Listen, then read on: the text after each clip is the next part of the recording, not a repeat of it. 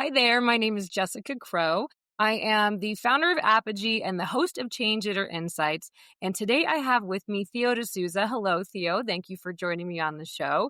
Theo is a curious change leader who loves to talk about change. And that is what we are going to do today is talk about his journey into change management. He's got a background in business management and HR, how he got into this space, why he loves it, and also how getting into change management, this career, has actually helped him expand his world beyond the workplace. Theo, thanks again for joining me. I don't know if I mentioned he's in New Zealand, so it's the early morning for him, afternoon for me. So really appreciate you making time to connect. And I'm just excited for our conversation today because so many listeners to this show, the Change Leader Insight show, they are in the change management world. They are interested in getting involved in change management. And funny enough, a lot of people I've interviewed that are in change management today, they sort of found their way there, right? So they realized something about themselves that led them on this path. And I'm guessing, well, maybe it's the same for you, but I look forward to hearing your story. And before we get going with that, though, tell us more about yourself, how you kind of, your background, your origin story, and then how you got into change management. Let's just go for it. Yeah, thank you. Well, again, thank you so much for having me on here. And I will, call out that this is the first time I've done something like this. So it's obviously, thank you. It's exciting. It's a bit nervy at the same time, but it's all in the positive light, right? So yeah, a bit about myself. I think, like you said, a lot of change professionals find themselves in this area either intentionally or unintentionally falling into it. I worked in the space, or should I say studied in science for a long time here in New Zealand, and then as a lot of Kiwis do, across the ditch to Australia for a bit of experience and work. And that's what I did for about 4 or 5 years, working in cinema management. I kind of knew that it wasn't my forever job. It was something for sort of that period of time. And that's when I really try to look for, okay, how can I kind of move out or, find what's next? And through studying my MBA in Australia, that's when I found the topic of change management within that course. Okay. And while I didn't, hop straight into it, it was kind of something new. I didn't even know what change management was. I never knew the terminology and that it existed. But I did that one unit, but still finished my MBA with an HR specialization. And that's how I kind of transitioned into HR. And it wasn't really until I spent, a year or two in the space of HR and I had a really good mentor who's actually also from America, should I say. Yeah. She guided me through understanding that you need to kind of lay your foundations within HR a little bit before you specialize in whatever area you want. Yeah. And so that led me to kind of look at, the what else while kind of setting that foundation. And the more I looked into change management, it stuck with me over those 2-3 years while I was in HR. The more I kind of understood, okay, this is how I can, sort of transition out, do a bit of formal and informal training, just learn more and find an opportunity. And I was lucky enough when I was here back in New Zealand again a few years later to find an opportunity within a current organization. And ever since I transitioned from there, I've just never looked back. That's wonderful. Well, I wonder too, when you were in HR, from the individuals that I've interviewed on this show and that I've worked with, oftentimes HR business partners, HR leaders are responsible for implementing change in the workplace because there is, for better or worse, it makes sense sometimes, but they're people focused. So they're going to know how to do change management.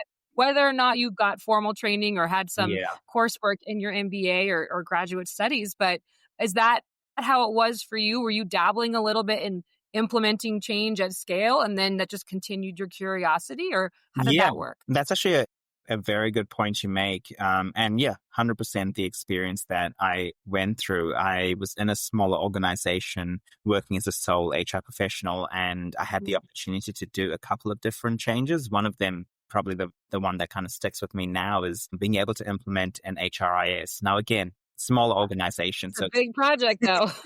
I will say, it was, you're right. It is a big project, but, you always got to take it with the relative proportion of the kind of people you're impacting and True. those kind of things. And it was a good first opportunity for me as well, because in a smaller environment, potentially making mistakes may have a smaller opportunity cost as opposed to, Right. when you've got quite a large scale project. So it's quite good for me to dabble in. Yeah. The most interesting thing is I only figured out when I was in the space of change management a few years later that I was actually doing change Right. management related activities. I didn't even, yeah. So like, it's that whole like hindsight and reflection. So when I was in the space doing that, I didn't think about all of the aspects around the people experience and those kind of things to the extent that you would when you Mhm. have the tools available to you in the practice of change. So I still remember now, like I focused quite heavily on the delivery and the comm side of it, but not really how the rest of the organization would be when it came to, okay, we're changing a system, your payroll will look different, those kind of things. So Yeah.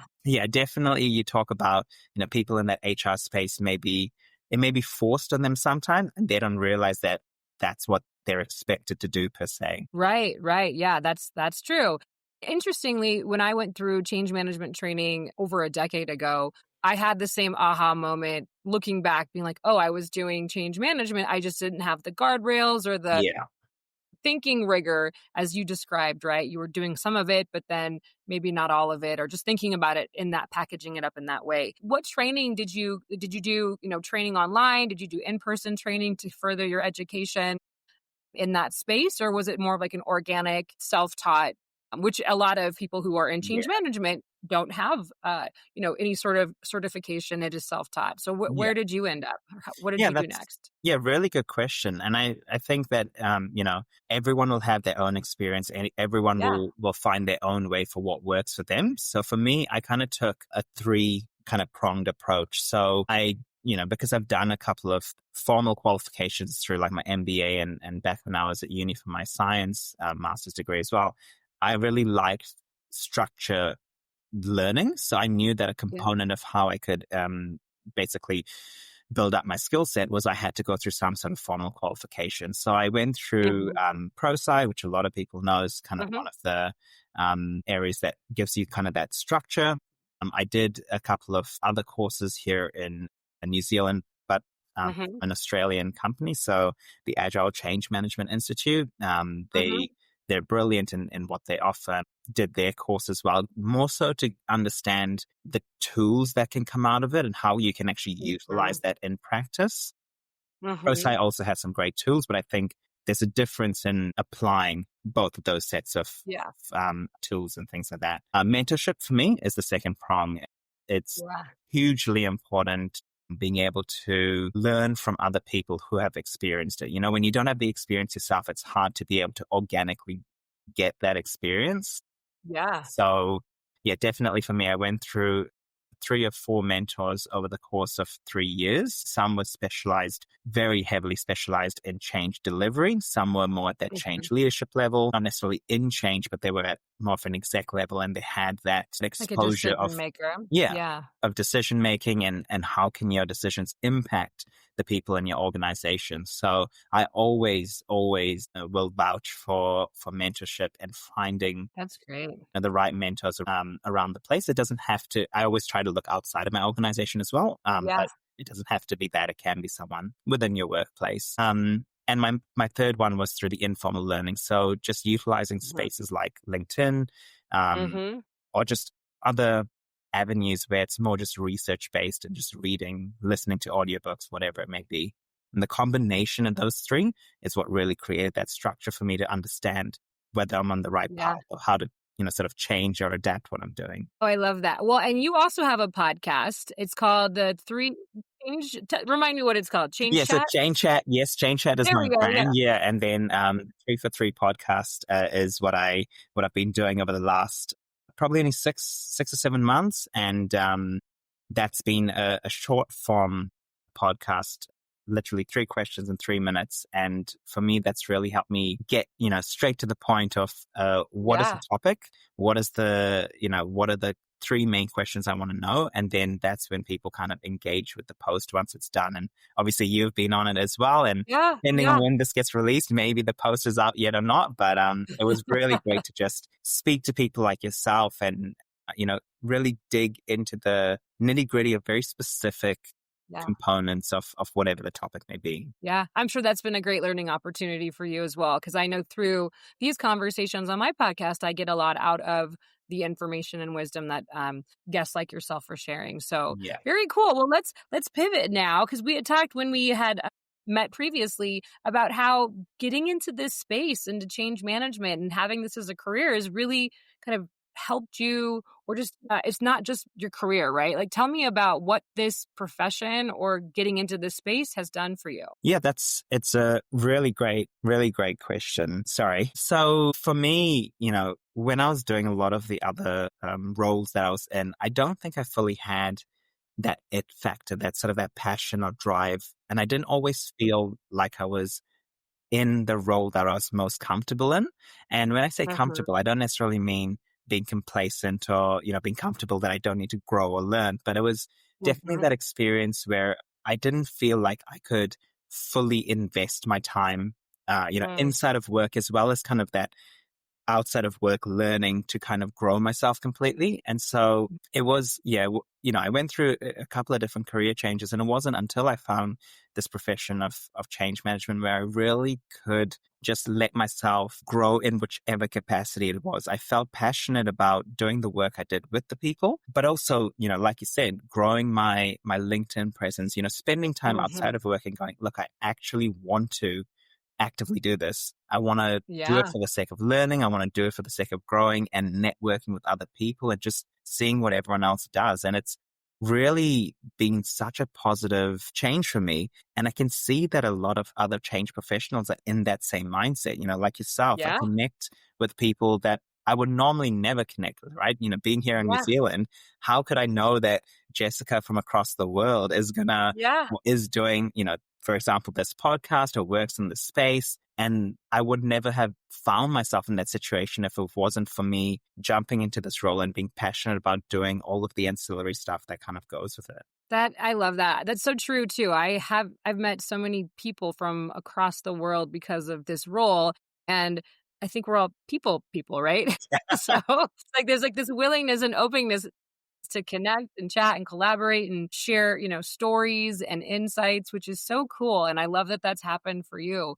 And I don't know if it's happening in other spaces, just because this is the space I play in, but Yeah. I do think there is something special about individuals who are, focused on the people aspects of organizational change and behavior and culture. And yeah, there's just a good vibe there. So I'm glad that you've been able to take that and you're excited about it and you're running with it and you're obviously helping people that you work with because you're focused on making sure that their change experience is the best it can be within the constraints, I'm sure, of whatever that change may be. But what else? Do you have any advice? I mean, you've actually shared quite a bit of great advice if somebody's looking to get into this space or, stay in it, right? Like Yeah. mentorship, formal learning, informal learning. What advice would you give to somebody who is like thinking about maybe I do want to get into change management or leading change within an organization? Yeah, that's a great question. And I'll always say, I'm no expert. This is only from my personal experience. Having made that transition myself, I think some of the key things to look out for is you're not ever going to start right from the bottom, in the sense that you're Hmm. not starting from scratch. Whatever you've worked in, there's always going to be transferable skills. Change management Yeah. comes from all different, walks of life. So that's kind of the most important thing, is going, okay, what is the closest role that I've done? What are those transferable skills that I can put forward into that change space and highlight those for when I'm going into, whatever that next role is that I may want to get into. The only other thing I would say, obviously I've talked about the informal, formal learning and the mentorship, but for me, like I said before, the networking aspect of it, and I don't Yeah. mean, networking just for the sake of getting, people's numbers or whatever it is, or like, gaining traction or trying to sell something like on LinkedIn or whatever it may be. It's, for me, it was getting those true connections with people where Yeah. I got to sit down and just talk to them and understand, okay, what has been their journey?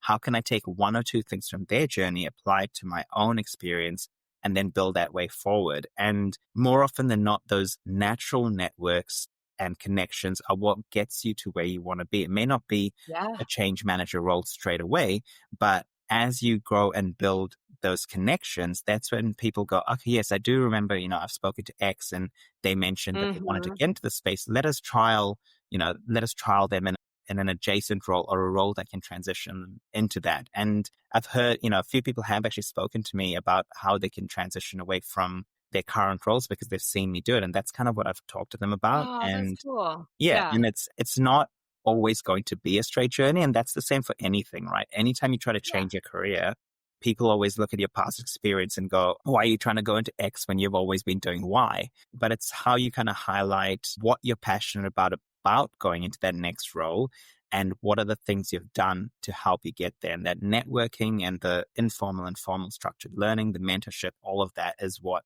can help you highlight where you are going to next and how you're ready for that next position. Yeah, that's brilliant. That is brilliant advice. So for everyone listening, watching, take notes, write that down, and then go through that list of things to do and pursue, because that is absolutely the path to get to where you ultimately want to end up. And it'll continue to wind and weave as the world continues to change. And that's just part of the journey. I love, though, that you called out in particular the fact that, you're not starting from the bottom and that there's so many transferable skills. And I think that's what makes change management so interesting. It's not just communications and training. There's analysis, there's investigation, there's negotiation, there's so many components that make it interesting, right? And you're working with humans, and we are so complex and irrational at times, right? And so really learning how to develop your leadership skills too. It's just such a, well-rounded, interesting space to play in. And I don't know, I wonder too, with so many like knowledge-based jobs getting impacted by some of the advancements in technology. So I think people who continue to adapt, right, change leaders like ourselves, change agents, those who are thinking about this, they may be in a better position to adapt and Yeah. transfer their skills into new areas. But also that recognition of the empathy and compassion and human connection piece, right? You mentioned networking because you're genuinely interested in having a conversation with someone. I hate to say that's a skill you should develop. It's really, it has to be authentic, like it is for you. But there's power in that and there's potential in that. And so I love everything you've said. You've really painted a beautiful picture of not only why this profession is so engaging to be in, but also a path forward for people who are interested. So thank you, Theo. Anything else you want to share with viewers and listeners before I let you go to your workday?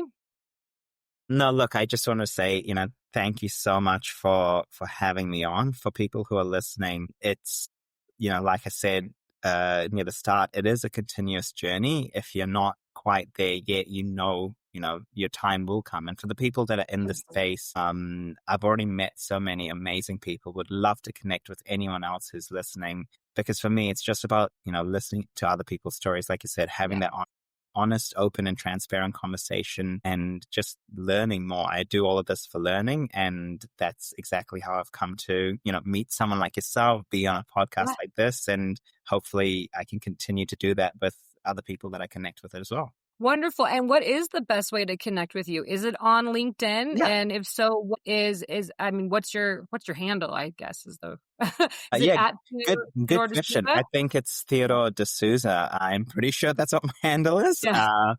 But I'm happy to, wherever possible, share it in however this podcast comes out. Or, I'm sure people can find me through my bright orange branding and face and looking my Yeah. name up through LinkedIn. And yeah, that's kind of the main way to connect with me. Very cool. Wonderful. Okay. Well, thank you again for your time. And yeah, I just really enjoyed our conversation today. Thanks again. Thank you so much for having me.